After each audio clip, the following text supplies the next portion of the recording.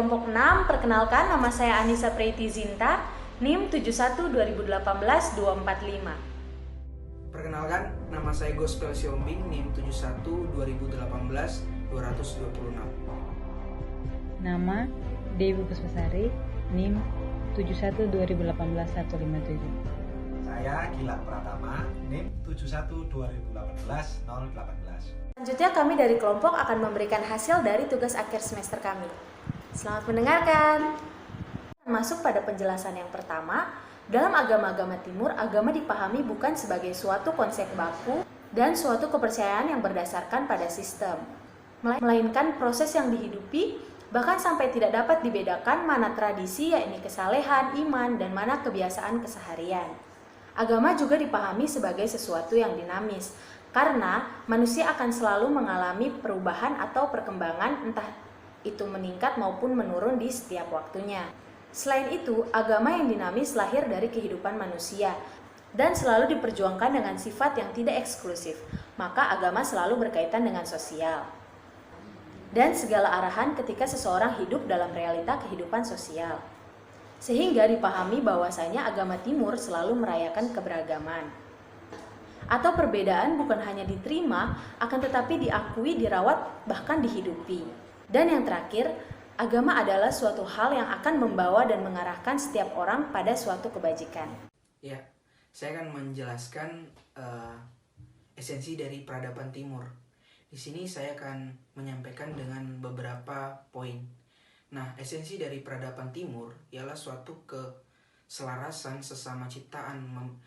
Kemudian, mereka memiliki kesadaran akan manusia sebagai makhluk sosial, sangat menerima dan merayakan perbedaan, memiliki relasi sosial yang sangat kuat, penghayatan akan keyakinan mereka terhadap Sang Ilahi yang berorientasi pada proses kehidupan mereka. Dan inilah secara sadar menjadi titik sentral dan tertuang pada kehidupan mereka. Nah, kemudian itu mereka saling memperlengkapi antara yang intuitif dan rasional, kemudian menyeimbangkan emosi. Saya akan menjelaskan secara singkat nomor 3 tentang 4 etika Shinto. Bagaimana kekuatan, keberanian, loyalitas, kesucian atau kebersihan merupakan 4 indikator atau sebuah identitas dalam Shinto. Dilihat dari sisi pembagian kultus sampai kepada pemujaan dewa atau kaisar. Ini merupakan bukti sebuah responsibilitas, sebuah etika, dan sebuah hubungan timbal balik antara manusia dengan manusia dengan alam, dan manusia dengan ilahi. Dan ini merupakan sesuatu yang melekat dalam diri Shinto dan direfleksikan sebagai suatu agama. Poin yang pertama, esensi ilahi dari 4 etika Shinto ini berbicara mengenai sebuah jalinan atau ikatan relasi, baik kepada sesuatu yang bersifat supernatural atau sakral, kepada tempat ia hidup atau dia berada, maupun relasi antara dirinya dengan alam. Karena ketika ciri intersubjektif ini hidup di tengah-tengahnya, pasti ada rasa responsibilitas atau rasa tanggung jawab, rasa menghargai, rasa loyalitas kepada alam, kepada sesama, ataupun kepada ilahi. Karena pada dasarnya esensi ilahi itu ada pada segala yang ada. Relevansi poin kedua dengan Shinto begitu nampak, karena mereka menaruh respon dan rasa hormat yang teramat sangat kepada kekuatan ilahi yang mereka kenal, sehingga ada begitu banyak upacara serta aturan hingga tahapan bagi mereka sebagai respon timbal balik atas apa yang diberikan dewa kepada mereka. Serta religio lokai masih nampak dalam Shinto ini. Bagi Shinto, manusia dan alam itu sejajar. Bahkan mereka merendahkan diri dan memberi hormat kepada gunung-gunung dan hutan yang diyakini memiliki kekuatan ilahi atau ada dewa di dalamnya. Baik, saya akan menjelaskan di poin ketiga, relevansi agama-agama timur. Nah, setelah menganalisis keempat etika Shinto, terdapat poin kesucian dengan menjaga etika Shinto agar terwujud dengan baik.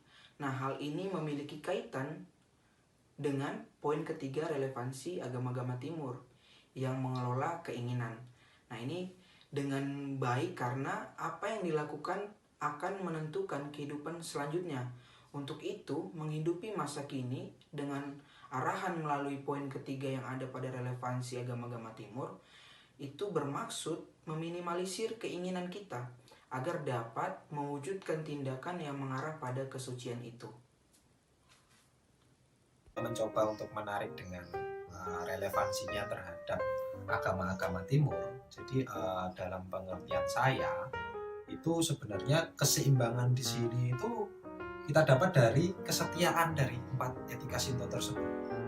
Jadi keseimbangan yang dimaksud itu artinya tidak hanya kepada kaisar, tetapi juga kepada masyarakat, seperti itu. Poin yang kelima, 4 etika Shinto dilihat dari bagaimana ajaran atau agama itu dipahami sebagai sesuatu yang harus diperjuangkan dalam keseharian. Maksudnya ketika ini diperjuangkan dalam keseharian, di situ nantinya ada rasa terbiasa dengan apa yang harus mereka jalankan, dengan juga melihat dari 4 etika. Mereka sama-sama menghidupinya, dan nanti mereka akan mempunyai rasa kekuatan bersama, rasa keberanian, rasa loyalitas, rasa menjaga kesucian, dan ini tidak akan bersifat kaku atau baku, tapi ini bisa menjadi mudah diterima bagi sesama, bagi masyarakat, dan kemudian mereka akan mencapai yang namanya kesempurnaan hidup. Kemudian pada poin keberagaman, jadi di sini Shinto itu juga memahami dan terbuka terhadap pengaruh-pengaruh dari luar. Ya, terlepas dari upaya-upaya untuk memurnikan Shinto kembali. Tetap saja bagi Shinto itu manusia dan alam itu sejajar. Jadi bahkan mereka itu merendahkan diri dan menaruh hormat kepada gunung dan hutan yang dianggap mempunyai kekuatan ilahi. Shinto itu begitu relevan dengan 6 poin yang sudah dipetakan dalam kelas agama-agama timur. Ada begitu banyak hal baru yang mencerahkan saya dari penjelasan ibu dosen selama 1 semester ini. Tapi ada satu hal yang membuat saya tertarik, yakni sebelumnya saya mengira ada beberapa agama dari peradaban timur ini yang menyembah berhala, seperti berdoa kepada pohon dan sebagainya. Tetapi pada kenyataannya mereka bukan menyembah berhala, melainkan memberikan rasa hormat mereka kepada alam dan menjadikan alam sebagai media untuk mengucapkan rasa syukurnya kepada yang ilahi. Betapa hal tersebut membuat saya terkesan, karena yang selama ini saya pahami ternyata adalah hal yang tidak tepat. Oke, baik, saya akan menyampaikan satu hal yang menginspirasi sekaligus mencerahkan bagi saya. Hal yang mencerahkan bagi saya pribadi setelah belajar agama-agama timur, yaitu pada konsep ketuhanan mereka. Mengapa saya katakan demikian? Karena sebelum belajar agama-agama timur, saya masih memandang bahwa yang disebutkan dengan Tuhan hanyalah yang bisa dipersonifikasikan. Namun ternyata setelah belajar agama-agama timur, ada beragam tampilan dalam memandang Tuhan. Dan hal itulah yang membuat saya tercerahkan, serta menjadi hal yang menginspirasi bagi saya pribadi. Dan bagaimana penghayatan mereka itu akan yang suci, yang dituangkan dalam tindakan keseharian mereka, ternyata memiliki nilai-nilai yang sangat baik, mengenai nilai-nilai kehidupan serta hubungan yang baik terhadap sesama ciptaan, baik itu pada manusia, tumbuhan, alam, dan lain-lainnya. Nomor 4, mungkin hal yang lumrah tapi menginspirasi dan menarik ketika dunia dikatakan sebagai panggung sandiwara atau drama, seolah-olah menjadi sebuah proyeksi yang nyata, padahal hanyalah sebuah konsep yang terus-menerus berorientasi. Intinya, pelajaran yang harus kita ambil ketika pentingnya pengalaman daripada abstraksi, karena tidak ada yang abadi. Semua hanyalah rekayasa dari setiap makhluk hidup yang terus bertumbuh untuk ke tahap perjuangan melalui proses kehidupan. Tidak ada yang namanya kata final atau mutlak, karena seiring dengan perkembangannya zaman, perubahan-perubahan terus terjadi dalam kehidupan. Jadi dalam proses pembelajaran agama-agama timur itu ada sesuatu hal yang menarik bagi saya, yang menginspirasi saya, yaitu lebih kepada metode beribadah yang tidak satu arah seperti itu. Jadi agama-agama timur ini banyak melibatkan elemen-elemen pendukung dalam proses menghayati sesuatu keilahian yang tertinggi. Contohnya mereka melibatkan alam, leluhur, dan sebagainya. Menurut saya hal ini yang menginspirasi saya untuk bisa berdamai dengan apa yang ada di sekeliling saya. Dalam artian bukan lantas saya menyembah pohon, terus memanjatkan ritual-ritual gaib.